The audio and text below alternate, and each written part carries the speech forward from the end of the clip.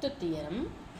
அதனோட இப்போ ஃபஸ்ட்டு சொன்னோடையா ஒரு பர்பண்டிகுலர் லைன் வரைஞ்சா சென்டர் ஆஃப் த சர்க்கிள்லேருந்து கார்டுக்கு பர்பண்டிகுலர் லைன் வரைஞ்சாங்கன்னா கார்டை பைசெக்ட் பண்ணும். அடுத்த தியரம் அப்படியே கான்வெர்ஸ். நமக்கு ஒரு லைன் தான் வரைகிறோம், அந்த லைன் வந்து பைசெக்ட் பண்ணுச்சுன்னா, அதாவது ஏபியை பைசெக்ட் பண்ணுச்சுன்னா, அதாவது ஒரு லைன் வரைகிறோம், அது பர்பண்டிகுலர் லைன் கிடையாது, ஒரு லைன் வரைகிறோம், அந்த வரையக்கூடிய லைன் வந்து ஏபியை பைசெக்ட் பண்ணுச்சுன்னா அந்த லைன் கண்டிப்பாக ஏபிக்கு பர்பண்டிகுலராக இருக்கும். ஓகேவா, அதுதான் நமக்கு அடுத்த தியரம். ஸோ இதை நம்ம எப்படி ப்ரூவ் பண்ணுவோம் அப்படின்னு பார்த்தோன்னா, அதே சேம் தேர்ட் தியரம் ப்ரூவ் பண்ண மாதிரியே ட்ரையாங்கிள் ஓஏஎம்மையும் ஓபிஎம்மையும் எடுத்துக்கிறோம். இங்கே கிவன் ப்ரூவ் மட்டும்தான் மாறும். எல்லா இடத்துலையுமே நமக்கு வந்துட்டு ஓஏவும் ஓபியும் ரேடியஸ் தான், ஓஎம்மும் ஓஎம்மும் காமன் தான். இந்த ட்ரையாங்கிளுக்கு இந்த ட்ரையாங்கிளுக்கும் ஓஏவும் ஓபியும் ரேடியஸ் ஈக்குவலாக இருக்கும், ஓஎம் காமனாக இருக்கும். இங்கே என்ன கொடுத்துருக்காங்கன்னு பார்த்தோன்னா, இந்த ஏஎம்மும் பிஎம்மும் ஈக்குவல், ஏன்னா இது பைசெக்ட் பண்ணுதுன்னு அவங்களே கொடுத்துட்டாங்க.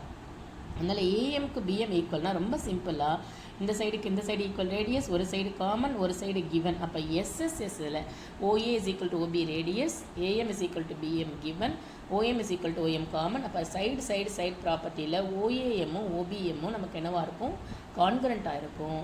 அதனால் இந்த ஆங்கிள் ரெண்டு ஈக்குவலாக இருக்கும். சிபிசிட்டியில் ஓஎம்ஏவும் ஓஎம்பியும் ஈக்குவலாக இருக்கும். ஈக்குவலாக இருந்தால் நம்ம எக்ஸ்ன்னு வச்சுக்கிறோம்.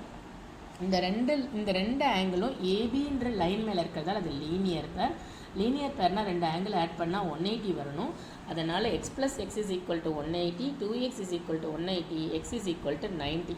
இந்த ஒரு ஆங்கிள் இந்த ஆங்கிள் 90 இருந்துச்சுன்னு சொன்னால் ஓஎம் பர்பண்டிகுலர் ஏபி அப்படின்னு சொல்லிடுவோம். ஸோ இந்த தியரமும் நமக்கு ரொம்ப ரொம்ப ரொம்ப ரொம்ப இம்பார்ட்டன்ட் தியரம் தான். எல்லா தியரமையும் நாம் நல்லாவே நமக்கு தியரமாக தான் எக்ஸாம் நம்ம சம் போடும்போது நம்ம தியரமை எழுதுகிற மாதிரி இருக்கும். அதனால் கண்டிப்பாக நம்ம என்ன பண்ணிக்கணும்னா தியரமையும் நல்லாவே மனப்பாடம் பண்ணி வச்சுக்கணும். ஸோ தியரம் என்னது அப்படின்னு பார்த்தோன்னா, a line drawn through centre of a circle to bisect the chord. A line Tran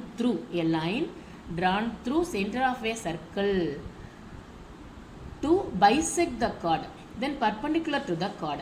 ஓகேவா, ஸோ லைன் வந்து ஒரு லைன் வரைகிறோம் சென்டர் ஆஃப் த சர்க்கிள்லேருந்து, அந்த லைன் வந்து கார்டை பைசெக்ட் பண்ணுச்சுன்னா அது எப்படி இருக்கும்னா பர்பண்டிகுலராக இருக்கும். எ லைன் ட்ரான் த்ரூ, அப்படியே கொடுத்துருக்காங்க பாரு, இதை நல்லாவே படித்து வச்சுக்கணும்.